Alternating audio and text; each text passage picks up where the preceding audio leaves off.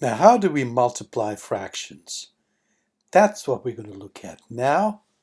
And it's not any different from multiplying numbers. We know that with numbers, you repeat numbers when you add them, like 2 and 2 and 2. That's how many 2's? That's right, 3 times 2. So you do 3 times 2 and you get 6. Instead of adding them up separately, you just multiply the 2 3 times. So it's the same thing with halves. If you take half as a fraction and you repeat the half 4 times, 1, 2, 3, 4, that's 4 times half. And that's what we write. We write 4 times half like this. 4 times half, right there. So that's 4 times half, and that is equal to, well, 4 times 1 is repeated 4 times, so 4 halves. That's the answer. So this idea we apply visually right here. You can see it for yourself. The 4 halves right there.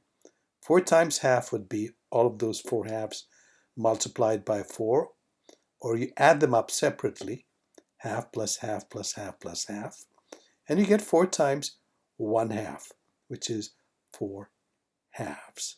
1 times 2 means you're not changing this, you're keeping them the same because that's the name of the part. So it's 4 halves. Okay, so you get the idea. It's not very complicated. If you join them up, like these 2 halves join together and these 2 join together, then altogether you get 1 whole and another whole, and so you get two apples. So 4 halves and 2 apples are the same. You did that when you did halves, so it's nothing new. We'll try 3/4 this time. 3 times 3/4, that's 1 3/4, another 3/4, another 3/4, that's 3 3/4. Great. Now, we add them up, which means we add these 3 to these 3 to these 3. What do we get? We get 3 times 3/4, which is 9/4. So the same as multiplying 3 times 3. These 3 here, 3 times, that's 9. And the parts remain the same, quarters. So it's 9/4. 3 times 3 is 9, and quarters. 9/4. We can kind of reorganize them, like let's bring this quarter here and put it there. Okay, and we can put one of these quarters over there. There. What do we have now? We have 1 whole, another whole, and a quarter. So it's 2 wholes and a quarter. That's what this means. This was the improper version, and this is the mixed fraction or the mixed number version. You got the idea? Great. Okay, try another one. Okay, 7 times 2/3. Now you know how to do that. This is what you're repeating 7 times. It'll be 7 times 2 means you add the 2/3 7 times. Not the thirds, but 2 of the thirds 7 times. So that's 1 2/3, 2, 3, 4, 5, 6, 7. So altogether that's 7 2/3. You can make one single line right across and write 7 times 2 on top.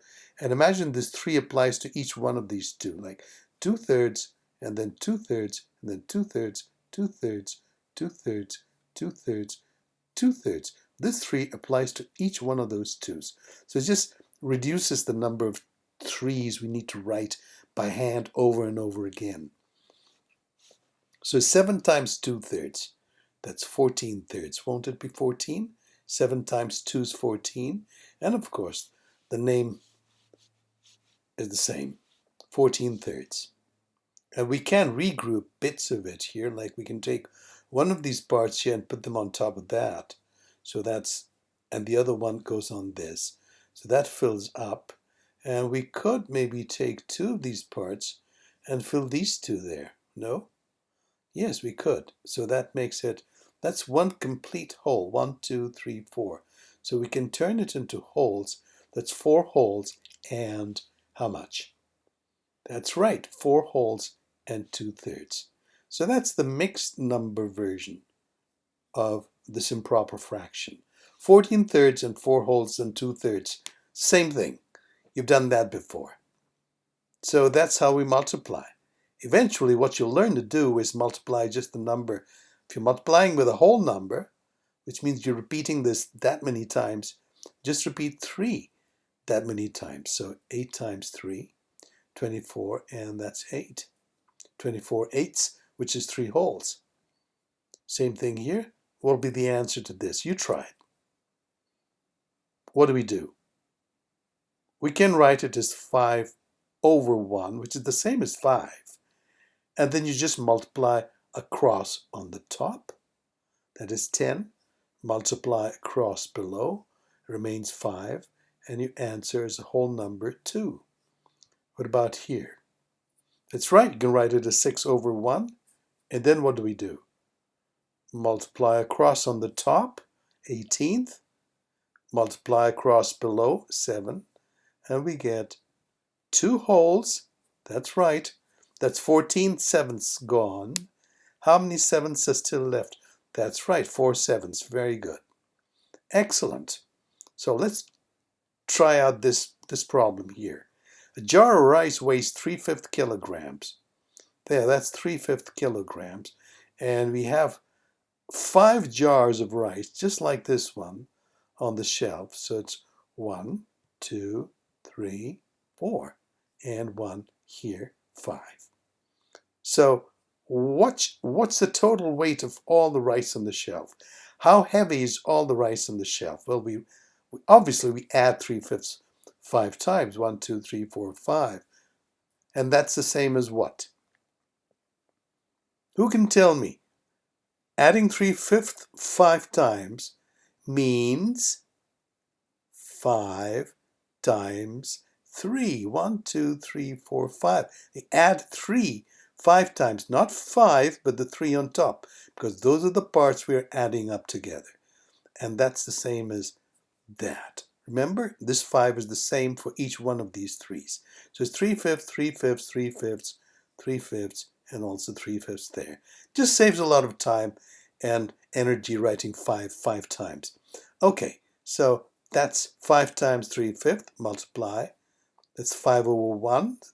Just to make sure we multiply it across on top, multiply it across below. The fifths remains the same, 15 fifths. That means 3 kilograms. That'll be the weight, or that's how heavy all the rice on the shelf will be.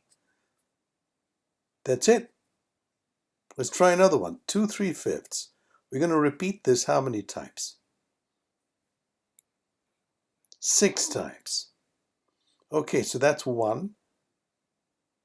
That's 2, 3, 4, 5, 6. Now we want to gather all the chocolate pieces together, the whole bars and the small parts, and see how many chocolates have we got all together.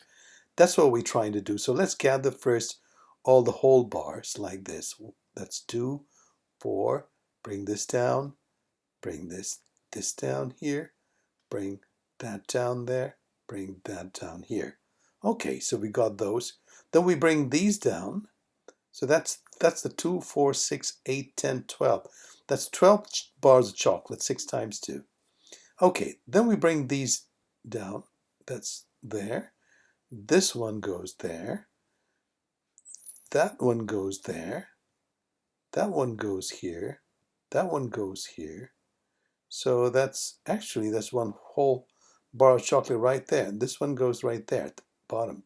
So that's 1, 2, 3 bars of chocolate. So now we can gather all these together. That's 3 and 3/5, right? That's 3 bars and that's 3/5. We add them all to the 12 bars here. So let's just rearrange the 12 bars, bring the 3 bars next to that. That's 12 and 3, that's 15 and 3/5. And that's the answer to this multiplication. So 6 times 2 is 12, and then 18 fifths, which is 3 and 3/5. We'll look at that closely later on, but that's the idea. That's how we're going to multiply fractions. It's quite simple if you multiply it with a whole number. All you do is repeat that many times and add up all the numbers on top. Add up all the takes, which means multiply the takes many, many times, and you get the answer as an improper fraction. So in the next part, we're going to do a little bit more of the same thing with more practice. Take care. Have a wonderful day, and bye-bye.